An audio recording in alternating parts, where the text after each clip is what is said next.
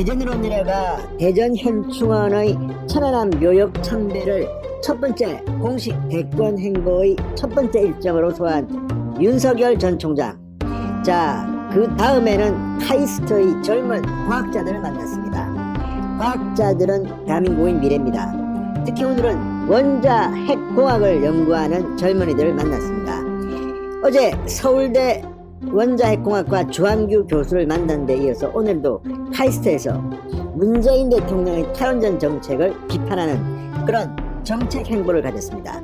윤석열 전 총장의 민심 투어 첫 번째 정책 경청이 탈원전 정책을 비판하는 것이라는 점은 눈길을 끕니다. 그만큼 윤석열 전 총장은 문재인 대통령이 가장 취약한 곳을 두드리고 있습니다. 무엇보다 이 원전 수사, 대전지검의 월성인호기 원전 수사를 할 때 엄청난 압력을 받았고 그게 검찰총장직을 그만두는데 상당한 영향을 미쳤다고 어제 고백했던 윤석열 전 총장. 오늘 카이스트 젊은이들을 만나서는 전문적인 용어를 구사하면서 상당히 치열한 그런 토론을 가졌습니다. 윤석열 전 총장은 많이 들었고 앞으로 문재인 정권의 말도 안 되는 탈원전 정책을 폐기해야 된다, 이런 취지의 발언을 했습니다.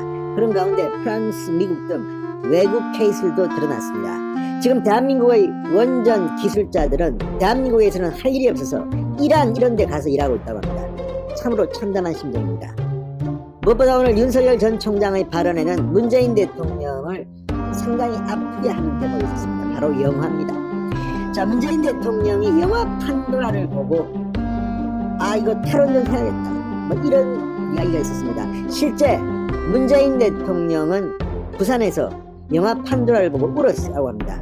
당시 언론 보도를 보면 윤석열 전 총장이 문재인 대통령을 비판하는 이유를 짐작할 만합니다. 영화 판도라를 보고 눈물을 흘렸다, 그리고 탈원전에 대해 이야기했다. 참 너무 가볍지 않습니까? 진성호의 융단 폭격 시작합니다. 문재인 대통령을 융단 폭격합니다. 방송에 앞서 아직 진성호 방송의 구독자가 아니신 분들은 붉은색 구독 버튼 눌러주십시오. 더 좋은 방송으로 보답하겠습니다. 자, 윤석열 전 총장이 한국과학기술원 카이스트를 방문해서 원자력공학과 학생들과 탈원전 정책을 논의했습니다. 그리고 이렇게 말했습니다. 원전이 영화에서 보는 것처럼 위험천만한 게 아니다. 성급한 탈원전 정책은 반드시 재고되고 바뀌어야 한다. 자, 이어서 윤석열 전 총장은 인근 호프집에서 열리고 있던 만민토론회에도 참석했습니다.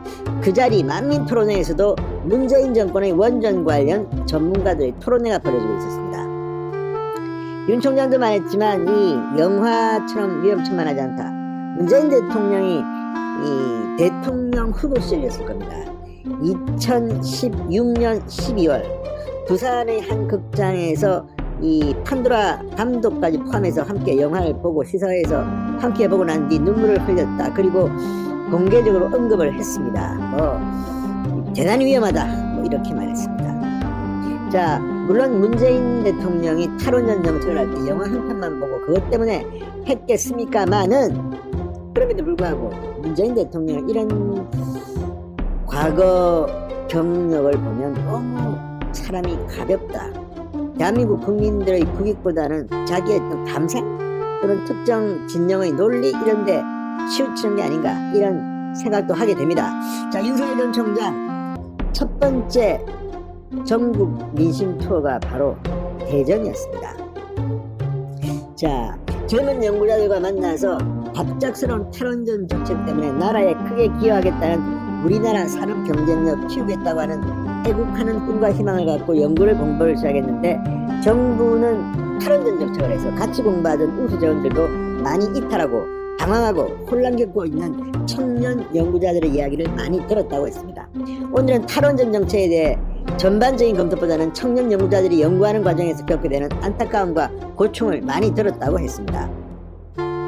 에너지 정책이라고 하는 것이지 이 원전 포함해서 국민 산업 경쟁력과 국민 삶에 너무나 깊은 영향을 주는 중대한 문제이기 때문에 정말 전문적인 장기간의 검토 또 국민적인 합의를 거쳐서 정말 시간을 가지고 진행되었어야 하는 정책이 너무 갑작스럽게 이루어지는 건 문제다. 이 졸속입니다. 영화 판도라 보지만 이렇게 해달라겠다 그러면 큰일 납니다. 무리한 성급한 탈원전 정책은 반드시 바뀌어야 한다고 주장했습니다. 자, 어쨌든 친환경 탈탄소라는 측면과 국가의 산업 경쟁력 이런 것들을 동시에 따져봐야 하는 문제다. 원전 의존 비율이 높은 프랑스 화력 발전의 경우 미세먼지 발생 등의 문제를 지적하며 전문가의 깊이 있는 검토를 국민 전체에게 제대로 알려서 국민들의 큰 합의를 가지고 기본 에너지 정책을 설계하고 집행했어야 하는 게 아닌가 하는 생각이 든다고 문재인 대통령을 비판했습니다. 자, 이에 앞서 윤 전 총장 한국원자력연구원 소속 김지희 연구원 그리고 조재환 카이스트 박사과정, 구현우 카이스트 석사과정 3명의 원전 관련 청년 연구원들과 만나 대화를 나누기도 했습니다. 자, 특히 이 김지희 씨 한국원자력연구원은 이 실무 전문가입니다.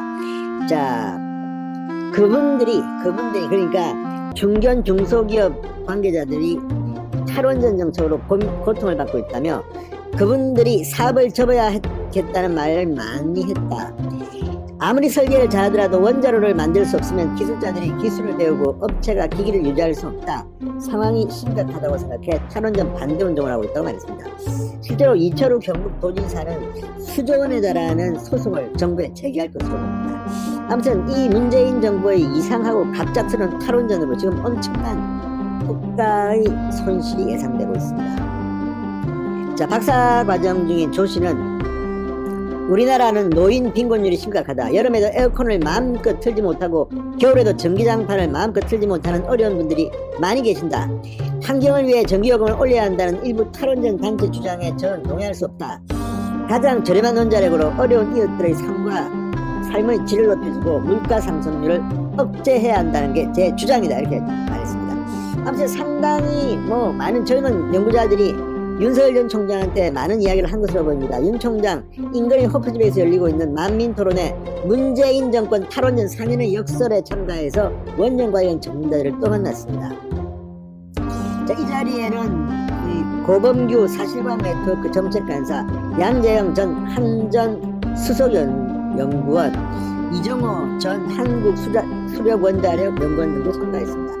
자, 어쨌든 이걸 보면 윤석열은 운도 좋습니다. 카이스트에 학생들 보러 왔다가 옆에서 만민토론회가 열린다는 해서 잠시 보러 왔다며 잘못된 정책을 다시 여론을 모아서 반드시 정상화시켜야 한다고 생각한다.